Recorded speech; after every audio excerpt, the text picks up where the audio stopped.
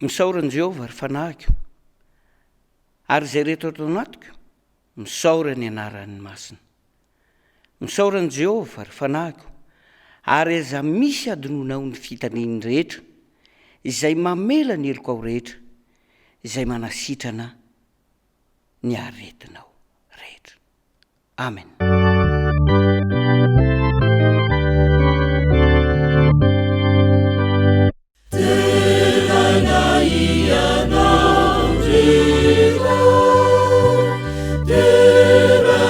Jesu tumpunai,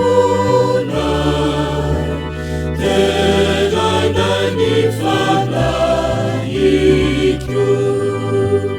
teranai fapani Jesu. Manolotra ny araba ho anao amin'ity sabata fitsarana ity, ary manona ny fiadanan'ny tompo mirary ny sosiny tsara rehetra ho anao mandritra ny fanjoina izao fanompom-pivavahana izao.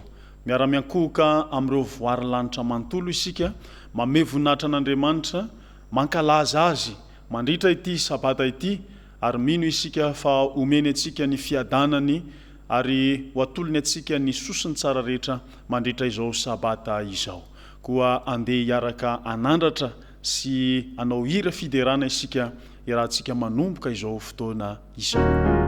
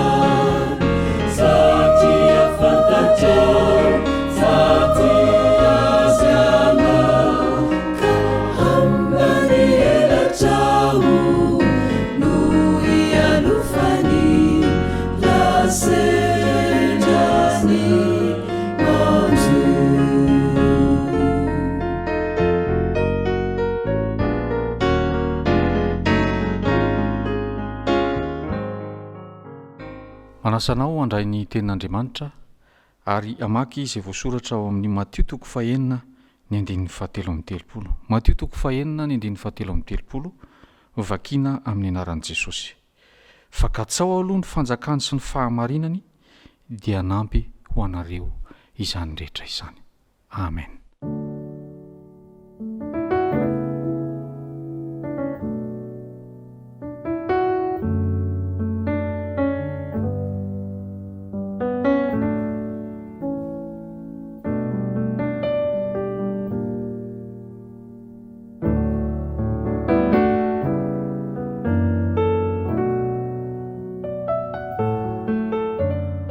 Manasanao a hiaraka hivavaka eo mpanetretena miaraka amiko.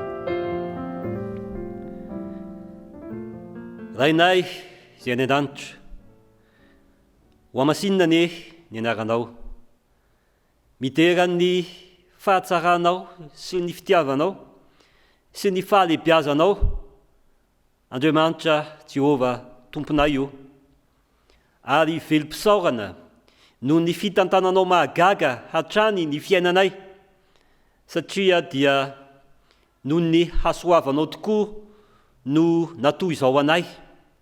Misaotra anao satria afaka nandray lesona mikasika ny fitantanam-piaina kristianina izahay nandritry ny enemana iny, ary tonga amin'izao sabata fitsarana izao mankalaza ny anaranao noho ny amin'izany. Misaotra Jesosy ao satria tsapanay fa mikarakaranay isan'andro ianao, kanefa indrisy mahatsapa fa mbola tsy tanteraka izahay. Isan'andro dia tsy mitoetra amin'ny lalanao izahay, mbola ny fironana atao anatinay indraindray no manjaka amin'ny fiainanay. Eny fa nanodidinao sy ny fitsipikao aza dia nodikainay, mangataka famelana izay Andriamanitra.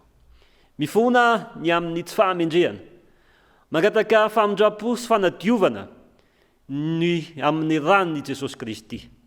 Amin'izao sisa izao, sy aoka izay andeha araka ny lalanao eo ambanin'ny fitarihan'ny fanahy masina, aza ny fanahy masina izany indrindra no angatanay hitarika anay. Ingane mba anao lohalaharana anao izahay amin'ny zavatra rehetra, ary ihany koa dia ny fiainanay dia eo ambanin'ny fanatrehanao, atoky amin'ny famerenana ny anao izahay. Andriamanitra, ingane ity sabata ity dia ho sapata andray ny sainay ny fahasoavanao sy ny fitahinanao feno araka ny teny fampanantenanao, ary andraisanao firavoravona. Sa ny vavaka izany dia tononona sy angatana amin'ny anaran'i Jesosy Kristy.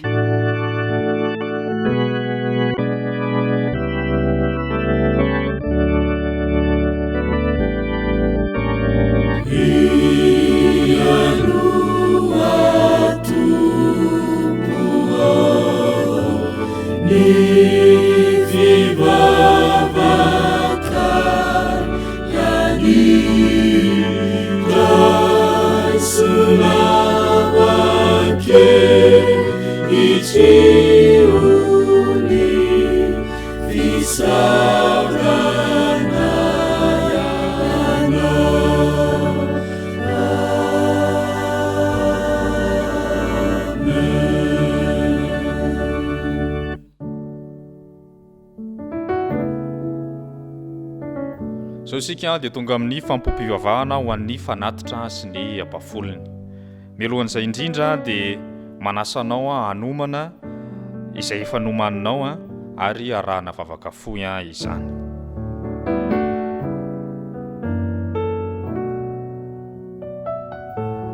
Ndeha andray ny andala teny soratra masina isika amin'ity anio ity amin'ilay tantara efa fatadaza nandritra ny taona maro dia ilay voasoratra ao amin'ny mpanjaka voalohany 7:10 ny 9:13 sy 14. Ovakitsika amin'ny anaran'i Jesosy ny teny. Mpanjaka voalohany 7:10 ny 9:13 sy ny 9:14 amin'ny anaran'i Jesosy.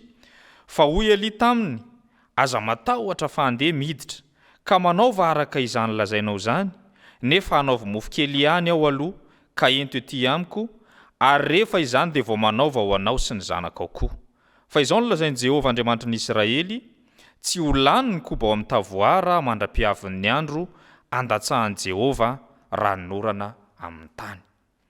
Toe-javatra anankiray ary fotoana anankiray izay nahavery fanantenana an'ity vehivavy mpitondra tena, vehivavy manano tena. Nanana zanakalahy izy io ary rehefa diso ketraka ny fony izy mianaka noho ny tsy fisiana tao an-trano satria ny orana tsisy ny sakafo tsy misy fa indray manokona monja sisa ozy izy ny ao an-trano ary teo ampieritrretana an'izay toe-javatra sarotra hatrehan'izay ty vehivavy manano tena no indro nisy lehilahy anankiray niditra nanantona ary ny teny taminy manao hoe mba meko ely rano aho hosotroko ary rehefa andehaka n'ilay rano hosotronyty lehilahy anankiray ilay vehivavy manano tena dia raha mbola teny an-dalana izy dia efa niantso indray ilay lehilahy izay tsy fantany akory hoe izy dia mbola nyteny taminy manao hoe hitondray mofo kely ihany koa aho ary teo anatrehan'izay dia nitamberina tao an-tsan'ilay vehivavy ny alahelo satria tsisy afa-tsy mofo sy menaka indray manao mofo sisa mitao aminy ary nolazain'ilay vehivavy tsy ampiambambana fa tsisy afa-tsy ireo indray mahandro ireo sisa no ao amin'ilay tokantrano dia rehefa zay dia ho faty izy.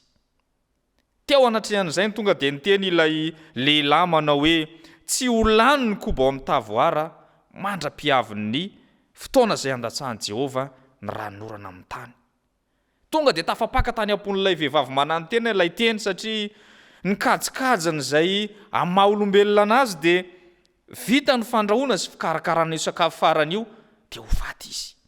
Kanefa no ny tenin'ilay mpanompon'Andriamanitra izay nandalo manao hoe tsy ho lany ny koba ao amin'ny tavoara dia nanomboka nitsiry tao ampon'ilay vehivavy manano tena fa misy kajikajy izay tsy takatry ny sainy kay fa kajin'Andriamanitra ho anazy. Amin'ity an'io ity dia te hisarika ny saintsika manao hoe misy fetrany ny kajikajitsika amin'ny maha-olombelona fa tokony antehatra amin'ilay teny fikasana mametraka n'ilay kajin'Andriamanitra ho aminao sy no avinao. Amin'ity an'io ity zany dia ny antso atao amintsika rehetra dia izao mifahara amin'ilay kajin'Andriamanitra izay manome fanantenana sy manome toko ho antsika rehetra fa rehefa manome ho an'Andriamanitra dia tsy ho ritra ny tavoara. Engane isika tsirairay avy mba samy hitazona an'izany teny fikasana izany. Afaka isika. Andriamanitra rainay izany an-danitra, misaotra anao no ny tombontsoa nomenao anay tamin'ity an'io ity izay nahafahanay namerina indray izany teny fikasana izany. Misaotra anao ihany koa satria nanome anay tokoa ianao enemana feno fitahiana izay nahafahanay nanatanteraka ny asa mandraharanay tsirairay avy. Ankehitriny dia tonga amin'ny fotoana hanoloranay ny anjaranao. Tompo malalo, aoka mba ho voafetra ny kajikajy ny maha-olombelona anay, fa ilay kajy avy any aminao izay hitondra anay ho amin'ny fahatsarana ny amin'ny fiainanay ho avy, mba hahafahanay manohana ny asanao ny toetra ty anatinay, ka dia hanolotra ny anjaranao amin'ny fo tsy amin'ny mpiambambana izahay. Nivavaka dia tononona sy angatana aminaran'i Jesosy Kristy irery ihany. Amen.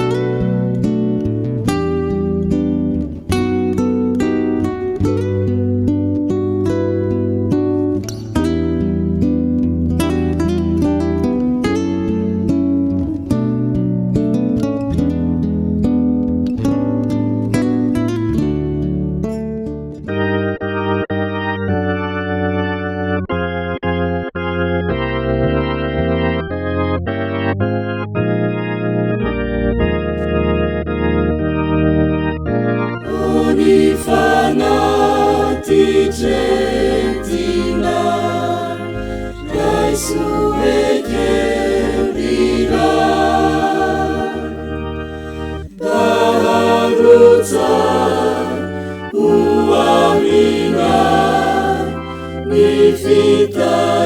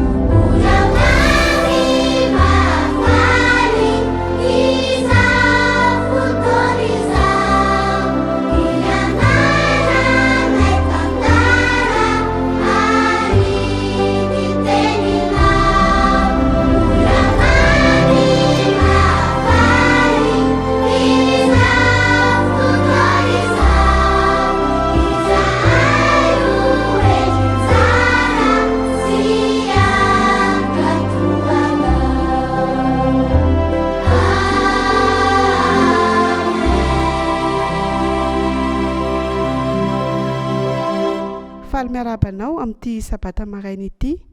Ny tantaran'i Sofia no entiko anao indray angalana lesona. Sofia dia ankizivavy kely iray izay 9 taona monja. Izy dia anisan'ireo ankizy izay sahirana satria tsy mba tahaka ny ankizy rehetra izy rehefa mandeha mianatra dia tsy maintsy mandeha tongotra lavitra be. Teny an-dalana rehefa hody izy, nafana be ny andro tamin'izay. Inona no mitranga rehefa mafana ny andro? Mangetaeta ny ankizy, tsemboka ary mety marary andoha mihitsy aza. Ary teny an-dalana Sofia dia nahita vehivavy anankiray izay nianjera torana teo amin'ny tany. Rehefa nahita izany izy dia sadaikatra kely ary somary niala. Kanefa dia niantsoantso ity ramatoa ity hoe vonjeo, mangetaeta aho. Dia niverina Sofia dia navoaka ny gorodana amin'ny fitoeran-dranony dia nomeny an'ilay ramatoa. Rehefa izay dia tsy hitan'izay atao dia niandry teo izy, nipetrapetraka niaraka tamin'ilay ramatoa teo. Dia hoy izy manontany io olona io hoe aleo aloha izany dia kely hitady vonjy. Rehefa nandroso tsikelikely teny amin'ny lalana iny izy dia nifanena tamin'ny rainy izay andeha hody ihany koa. Dia niaraka izy mianaka nitondra ity ramatoa ity nakany amin'ny hopitaly. Rehefa tonga tany amin'ny hopitaly dia tsy mba nisy fianakaviana mihitsy nijery an'ny ilay ramatoa na nikarakara azy. Dia noraisin'ny Sofia sy ny rainy toy ny fianakaviana ilay ramatoa ka nokarakarain'izy ireo nanaterany sakafo. Indray andro anefa dia gaga izy ireo fa tsy tao amin'ny hopitaly intsony ilay ramatoa ary tsy hita izay nanjavonany. Tamin'ny fotoana tsy ampoizina tany an-trano dia nisy vehivavy nandondona tao amin'ny tranon'izy ireo. Ramatoa anankiray tonga tao ramatoa izay miakanjo tsara tarehy ary hoy ity ramatoa ity mantsain'ny Sofia sy ny rainy hoe izao dia mpitantana fananana an'ilay ramatoa izay novonjenareo tao amin'ny hopitaly. Fa io ramatoa io dia indrisy fanody mandry ary nosoratany tamin'ny Sofia avokoa ny fananany rehetra. Ny fanontaniana apetrako aminao amin'ity anio ity dia hoe mbola manitra foana ve Sofia? Tsy lasa nanana vola ihany koa Sofia sy ny fianakaviany. Satria nahoana ho ianao? Satria notahian'Andriamanitra izy satria nanampy ny hafa. Ho antsika koa ankizy ny lesona izay tsoahana androany. Naiza toerana misy antsika dia afaka manao soa ho an'ny hafa ihany koa isika. Manao soa ho an'ny manodidina antsika efa na dia amin'ny olona izay tsy fantatsika azy. Misy teny ao amin'ny baiboly ao ndia ne sokafy ny baibolinao ao amin'ny Matio 5:20 manao hoe nonao dia nomenareo hanina, mangetaheta aho dia nampisotroanareo. Ny faniriako anao amin'ity anio ity dia anao soa ny olona rehetra tahaka an'i Jesosy ianao ary ny valim-potoana dia ho raisinao any an-danitra. Andeha hivavaka isika. Andriamanitra masina sy sandry an-danitra, misaotra anao ny amin'ny teninao. Engany ny ankizy rehetra izay nihaino izany teninao izany mba anao soa ny olona rehetra, fa na dia ireo olona tsy fantany akory azy. Amin'ny anaran'i Jesosy, amen.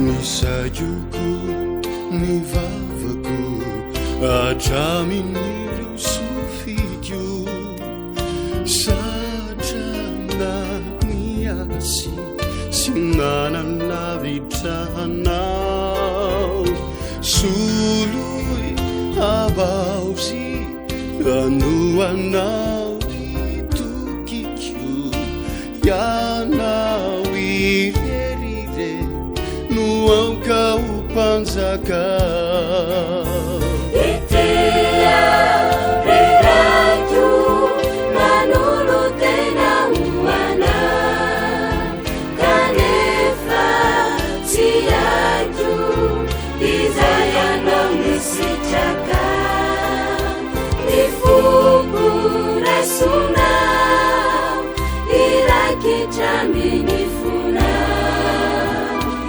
intia anamya sana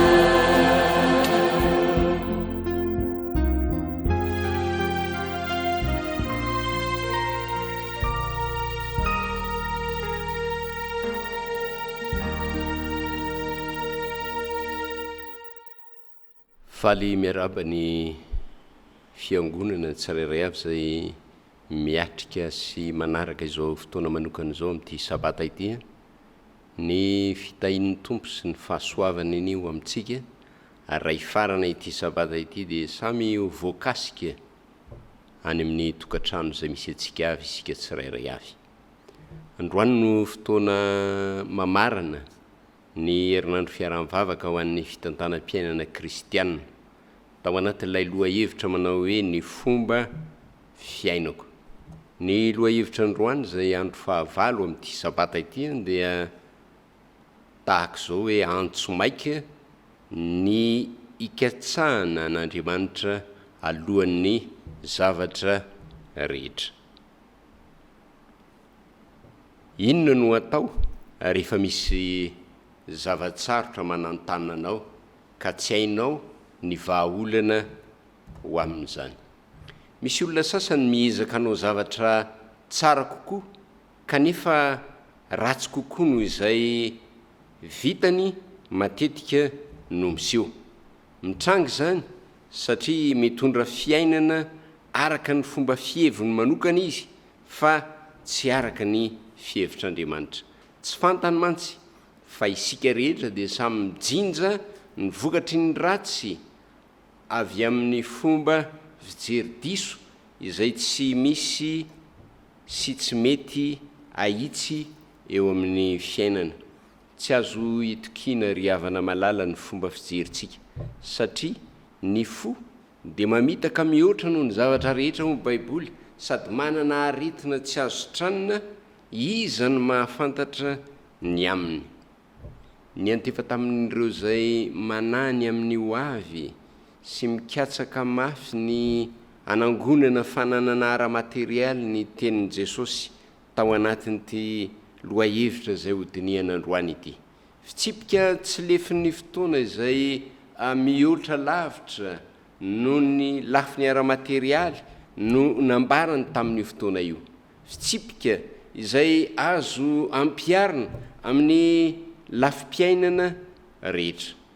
Tonga fitsipika amin'ny fiain'ny fiainana ireo rehetra manaiky an'i Jesosy ho tompon'ny fiainana izany dia ilay voalaza ao amin'ny Mateo 9:7-13 manao hoe amin'ny anaran'i Jesosy: "Fakatsao aloha ny fanjakany sy ny fahamarinany dia hanampy ho anareo zany rehetra zany."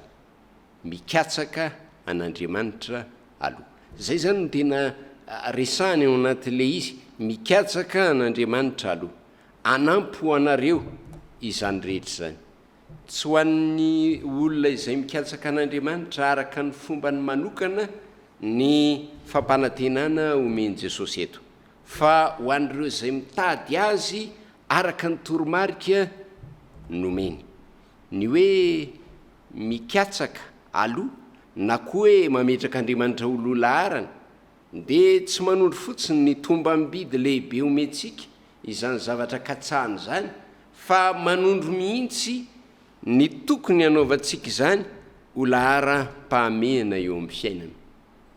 Hita taratra eo amin'ny fandaharam-potoanantsika isan'andro ny fanomezantsika lanja ny fikatsahana ny fanjakan'Andriamanitra sy ny fahamarinana. Ny hoe mametraka an'Andriamanitra ho amin'ny lolaharana dia midika fa ny zavatra ataontsika voalohany indrindra isan'andro sy ny tanjonsika manan-danja indrindra eo amin'ny fiainana dia nikatsaka amin'ny fanjakan'Andriamanitra sy ny fahamarinana. Ny fametrahan'Andriamanitra ho lolaharana dia midika ihany koa ho fankatoavana ny didiny rehetra. Zany hoe Andriamanitra ny fanjakany, ny didiny ary ny fahamarinany no lolaharana sy ambony indrindra eo amin'ny fanapahan-kevitra raisina sy eo amin'ny asa rehetra izay atao. Araka izany, ny hoe mikatsaka aloha dia mitovy amin'ny hoe matahotra an'Andriamanitra izay resahana fotsiny ao anatin'ilay hoe fahatahorana an'Andriamanitra. Inona nefa no hevitra ny hoe mikatsaka amin'ny fanjakan'Andriamanitra sy ny fahamarinany aloha, ary inona ny dingana mety hoe azontsika arahana mba hanaovantsika izany fikatsahana izany? mikatsaka ny fanjakan'andriamanitra aloha amin'ny mahaloharan'ny fiainana sy mpamorona n'andriamanitra mpamorona ny zavatra rehetra azy dia izy no manapaka an'izao rehetra zao. Ny zavatra nisy anefa dia zao norombahany Satana tamin'ny alalan'ny famitahana ny fanapahan'andriamanitra teto amin'ity planeta tany ity ary niaika ny fahefan'andriamanitra mihitsy izy.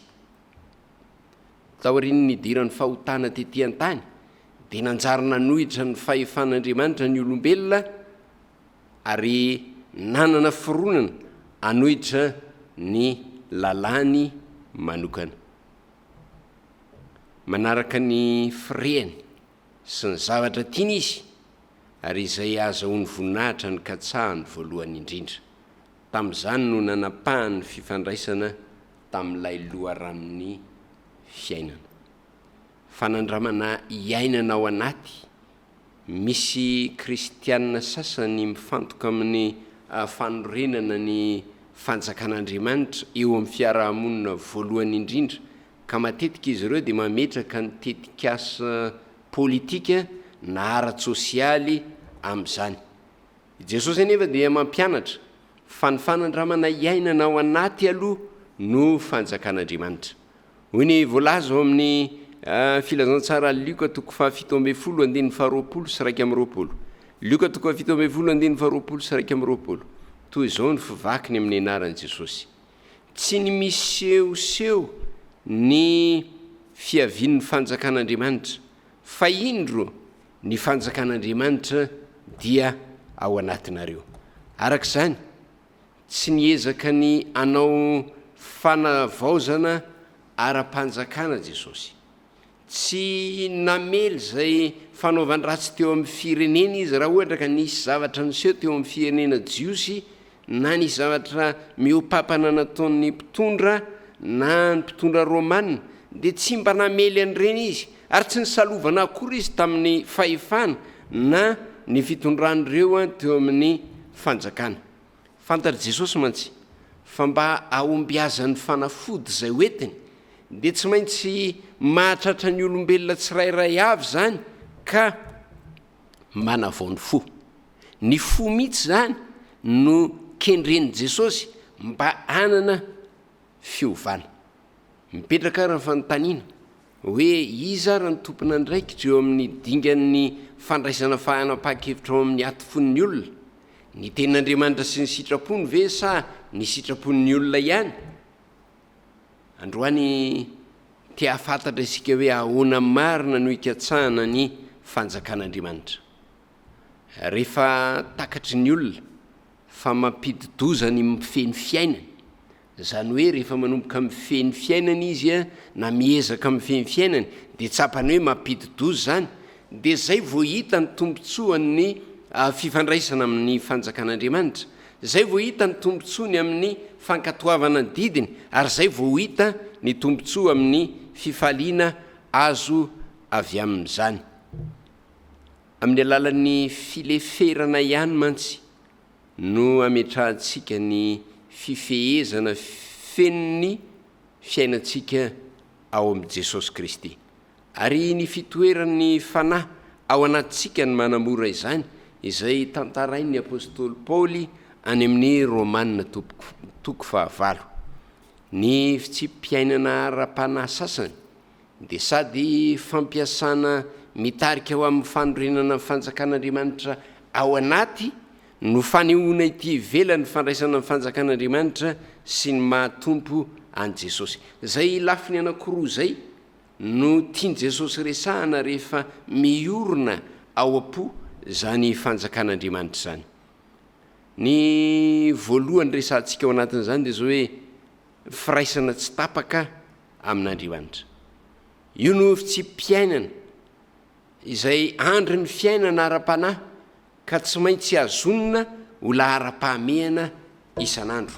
Arak'izany dia tokony isa maraina dia tokony ho atombokontsika ny androntsika amin'ny alalan'ny vavaka, amin'ny alalan'ny fandiniana ny Baiboly, amin'ny alalan'ny fandiniana le sekoly sabata na eny maninona moa, amin'ny alalan'ny famakina ireo lahatsoratry ny fanahany faminaniana tanterao amin'ny fianakavianao zany tanterao amin'ny fiarahan'ny fianakaviana mivavaka zany dia tohizo ny fanatrehana ireo fanompompivavahana any am-piangonana ihany koa fa amin'izay fotoana zay dia isy fiarahana mandeha amin'Andriamanitra ho tsapanao ary ny firesahana tsy tapaka amin'Andriamanitra mandritra zany tontolo ny andro zany dia atsiarovanao fa eo aminao Andriamanitra tsy misaraka aminao Andriamanitra tsarovy ary avereny matetika ny teniny dia ho hainao ny manavaka ny feon'Andriamanitra sy ny tabataba nyzao fiainana izao. Ny faharoa dia zao ny fomba fiaina sy ny fahazarana. Ny fanaovana lolarana amin'ny fitsipik'Andriamanitra ambony ny fironana sy ny zavatra tiany tena manokana dia zavatra manandanja eo amin'Andriamanitra. Anisan'izany ohatra ny akanjo, ny fifandraisana aminy, ny lafiny ara-bola, ny sakafo, ny mahakasika ny firaisana ara-nofo rehetra raha ohatra ka voafero rehetrarehetra ireo ao anatin'ilay atao hoe fiainana sy fahazarana mifanaraka amin'ny sitrapon'Andriamanitra dia afaka ny anao ny sitrapony isika. Lasa ampileferintsika tanteraka amin'Andriamanitra ny fomba fanao rehetra izay ohatrany hoe mitondra loza eo amin'ny fiainantsika, mitondra loza ho an'ny vatantsika, mitondra loza sy mety manimba ny fomba fijery ara-panahy na koa manimbatsembana ny fanompona tokony ataontsika amin'Andriamanitra. Ny fahatelo dia zao ny fiainana ara-pihetsepo, anehoana fitiavana sy famelan-keloka ary fahatokiana ireo mpanota tahaka atsika izany. Isika dia malala fa mpanota kanefa ny betsaka ihany koa ny manodidina antsika izay mpanota kanefa ny mila maneho fitiavana azy ireny tsika amin'ny alalan'ny famelantsika ny heloka izy ireny raha mba manao adsoina tamintsika izy. Tsy araka ny famendrehantsika nefa zany fa noho ny fileferantsika eo amin'ny Jesosy sy ny teniny miatomboka ao amin'ny ankonana zany ary mitatra ary mipaka amin'ny olona rehetra. Ny fahaefatra dia ny fanompona an'Andriamanitra. Ny asa rehetra atao isan'andro dia tokony ho raisinao fotoana fanararota anehoana ny fitiavan'i Kristy, fotoana fanararotra anehoana ny asoavany amin'ny hafa ary fotoana fanararotra izay hitariana azy ireny andinika ny Baiboly ary anaiky an'i Kristy ho tompony ny tenany ihany koa. Ny fahadimy dia ny fitandremana ny sabata. Ny sabata dia fantatsika fa miatomboka amin'ny filetehan'ny masoandro ary mifarana amin'ny filetehan'ny masoandro ny ampitso. Io fotoana io dia tokana manontolo ho amin'ny fanamafisana ny fifandraisana manokana amin'Andriamanitra, fanamafisana amin'ny fifandraisana amin'ny fiangonana, fanamafisana amin'ny fifandraisana amin'ireo izay mila fanampiana ary natao iomanana ho amin'ny sabata ny andro zoma mba ahatonga ny fisainana sy ny fahamasinan'ny tena manoloana ny tontolon'ny andro sabata ho amin'ny fahamendrehana. Natao iomanana ho amin'ny sabata izany andro zoma zany ary ny fisaintsainana sy ny asa mendrika ihany no tokony ataontsika mandritra ny sabata. Ny fahaenina dia zao ny fiankofana amin'ny lafiny ara-bola sy ara-panahy. Mila manaiky tsika fa an'Andriamanitra ny zavatra rehetra, izy ny mpanome ary izy ihany koa no mpamelona. Ireo izay mikatsaka amin'ny fanjakan'Andriamanitra alohan'ny zavatra rehetra dia mampilefitra ny filany ara-bola, mampilefitra ny fiainany ara-bola manontolo ho fehezin'i Jesosy ka tsy mametraka ny fanoloran-tenany ho amin'ny ampahafolo sy ny fanatitra ihany fa mamerina amin'Andriamanitra tsy tapaka ho fiankofana fa tsy fanomezana tsotra ny ampahafolony a sy ny fanatitra fotsiny ihany. Azy avokoa ny fananara materialy rehetra azo ny ampiasaina ary tokony ampliferina eo amban'ny sitrapony izany rehetra izany. Ny fahafito de zao mikatsaka ny fanjakany alohan'ny zavatra rehetra. Toetra iray izay tsy afaka misaraka amin'Andriamanitra ny fahamarinana. Mandrafitra feno maha-Andriamanitra azy zany ka mampiseho ny toetrany eo amin'ireo izay ankasitrahana. Ny soratra masina no milaza izany fahamarinana zany fa tsy ireo mpitarika amin'ny fiangonana na ny fomba fijerintsika manokana no manome ny fitaizana amin'ny fahamarinana. Izany no idealy n'Andriamanitra ho an'ny fahamarinana dia ny fisian'ny soratra masina. Ny soratra masina koa dia manome taridalana ho antsika mikasika ny fanatanterahana an'izany. Ahoana nefa no hahatongavan'ny olona iray azo ny fankasitrahan'Andriamanitra raha toa ka tsy misy marina na dia iray akory azy, na hoe tsy misy izay manao ny tsara na dia iray akory azy, araka ny voalazan'ny apôstôly Paoly eo amin'ny Romanina 7:10 sy ny 12. Ambaran'ny Baiboly fa mety ho tanteraka amin'ny fahamarinana amin'ny alalan'ny fiezana hitandrina ny lalàna ny olombelona, na dia hitandrina ny lalàna n'Andriamanitra amin'ny fomba tonga lafatra azy izy ireo, dia tsy hanova ny toetra mahampanota azy izany, satria tsy voavaly lalàna ny fironany anao ratsy. Mampianatra antsika ny Baiboly fa ny fahasoavan'Andriamanitra no hamonjenantsika amin'ny alalan'ny sorona nataon'i Jesosy ho fisoloana antsika, ary noho ny toetrantsika mpanota izay miteraka fahafatesana izay voalaza ny Romanina 5:17 sy ny 5:9 dia nanapa-kevitra mihitsy Jesosy ny hanolotra ny ainy ho solontsika. Rehefa miaiky ny mampanota antsika isika dia afaka mitsotra ny fahotana eo anatrehany, ary mino fa mahomby ny sorona nataon'i Jesosy teo Kalvari dia hanamarina antsika Andriamanitra, ary tsy misy atakandro ny hanamarinana Andriamanitra antsika ary ho raisiny ho marina isika. Tsy miorina amin'ny fiezantsika ho tsara izany karazana fahamarinana izany, fa avy amin'Andriamanitra zany, miorina tsara amin'izay nataon'i Jesosy ho antsika izany. Ireto misy dingana maromaro izay mety hanampy antsika handray an'io fahamarinan'Andriamanitra io. Ny voalohany, ny fandiniana tsy tapaka ny Baiboly sy ny fanahy ny faminaniana. Dinio tsy tapaka ny lahatsoratry ny Baiboly sy ny fanahy ny faminaniana mba handraisana fitaizana amin'ny fahamarinana, araka ny voalazan'ny Timoty 2:7-9 sy mba ahatakarana izay rin'Andriamanitra ho toetrantsika sy ataontsika. Ekeo avokoa izay lazain'ny soratra masina, izay soratra rehetra nomen'Andriamanitra man sy nomeny tsindry mandr'Andriamanitra dia tokony ho ekena.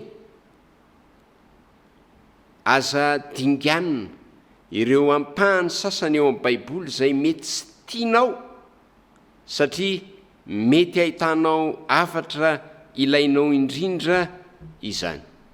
Ny faharoa dia zao, mivavah mba hitiavanao ny fahamarinana. Zay zany no isan'ny dingana ihany koa manampy anao handray ny fahamarinan'Andriamanitra. Ny voalohany teo dia ny fandiniana tsy tapaka ny Baiboly. Ny faharoa dia zao, ny mivavaka ny hitiavanao ny fahamarinana. Ahoana moa zany? Angatao Andriamanitra mba ametraka ao anatinao ny fitiavana sy ny fahamarinana, na dia marary anao azy zany. Indraindray izy io marary, fa na dia marary anao azy io dia angatao Andriamanitra ametraka ny fitiavana sy fahamarinana io no izy mifanohitra amin'ny firehana ao anatinao. Mivavah mba ahaizanao mandinika ny fanambaran'Andriamanitra amin'ny saina tsy mitanila, na manala hevitra mibahana mialoha mba tsy hahatonga anao ho tafitohina noho ny fahamarinana mazava na koa hoe mba tsy hatonga anao ankasitraka ny tsy marina. Ny fahatelo de zao, tadiavo ny fananarana sy ny faharetana. Io le tsy hain'ny olona betsaka, le mitady an'le fananarana sy ny faharetana. Angatao ambavaka ny fahaizana mandray fananarana ataon'Andriamanitra eo amin'ny fiainanao mba azakanao ny fampianarana tsy misy kilema, mba ampazoto anao eo imason'ny olona rehetra. Fahaefatra, angatao amin'Andriamanitra ny andinika ny fonao, tahaka ny Davida. Angatao amin'Andriamanitra mba andiniany ny fonao, ary raha mahita lalan-dratsy ao anatinao izy, de mangataka azy ianao mba hitarika anao eo amin'ny lalany mandrakizay. Fahadimy, ekeo ny mahampanotanao. Mety anio toezavana mampidi-doza ara-panahy ny tsy fananana na inona tokony hibaboana. Misy karazana olona mety mieritreritra an'izany hoe inona moa no tokony hibaboana. Fa rehefa ohatra ka ozy ianao tsy manana na inona tokony hibaboana, de aneo toerana mampidi-doza ara-panahy eo amin'ny fiainanao zany. Rehefa ampifanatrena ny fahotanao ianao, de ekeo fa fepetra iray mahakamo famonjena ny mahampanota izany, satria tonga mba hamonjy ny mpanota Jesosy Kristy fa tsy ny marina. Fahaenina, mieke eloka isan'andro. Ekeo isan'andro ny fahotanao, ary tonony manokana zany araka ny ampirisian'ny fanahy anao sy ampirisian'ny tenin'Andriamanitra anao. Move misy adidy fantatro fa tokony ho ataonao nefa tsy nataonao? Move mitandrina sabata araka ny tokony ho izy ianao? Move misy ampahafolony tokony ho naveriko nefa tsy naveriko tamin'Andriamanitra? Fahafito, avereno zay tsy mety, na ny marina areno izay tsy mety.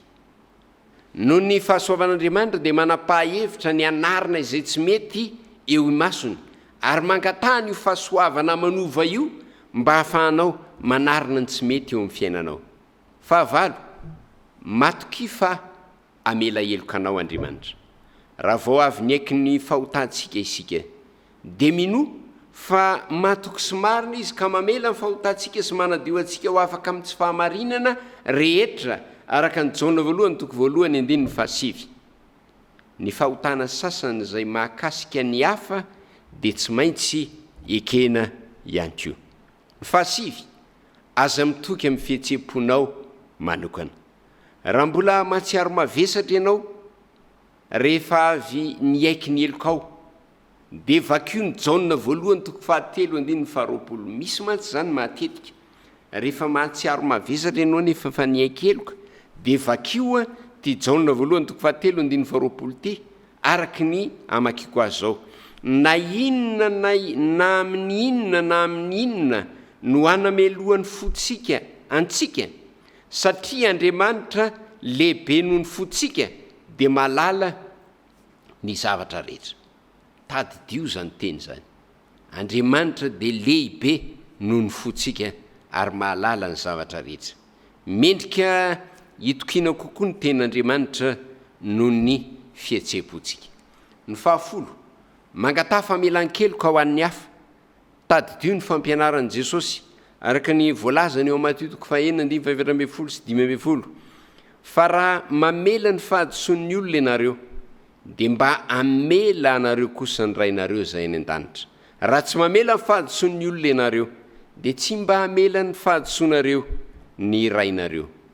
Miantso ny olony amin'izao andro faran'izao Andriamanitra mba ampitandrina ny olombelona rehetra, araka ny voalaza ny Apokalipsy toko efatra ambin'ny folo andininy fahafito manao hoe: matahoran'Andriamanitra ka omeo voninahitra izy fa tonga ny andro fitsarany.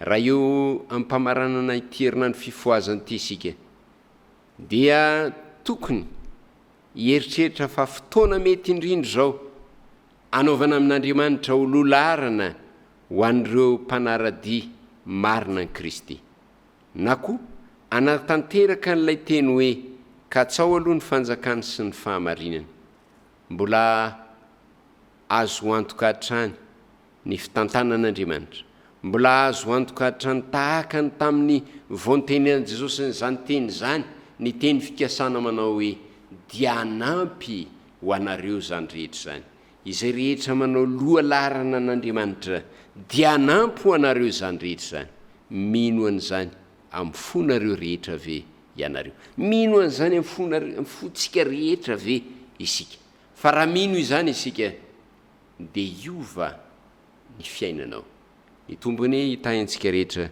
ka hampahita fitiatsika eo anatrehan'ny toejavatra izay miandry atsika amen andeha hiaraka hivavaka isika tompo andriamanitra eo rainay izay ny an-danitra misotro noho ny amin'ity famelabelarina sy taridalana izay nomenanay ity mba ahatonga anay ho tafavoaka ny amin'izao fiainana izao ka ahatonga anay hieritreritra fa ao aminao rery no misy ny fiainana ao no ahitanay ny fomba fiainanay ary manao antsoavo aminay ianao mba hahafahanay mikatsaka ny fanjakanao sy hahafahanay manao lola arana anao eo amin'ny fiainanay maro ro taridalana nomenanay tamin'ity androany ity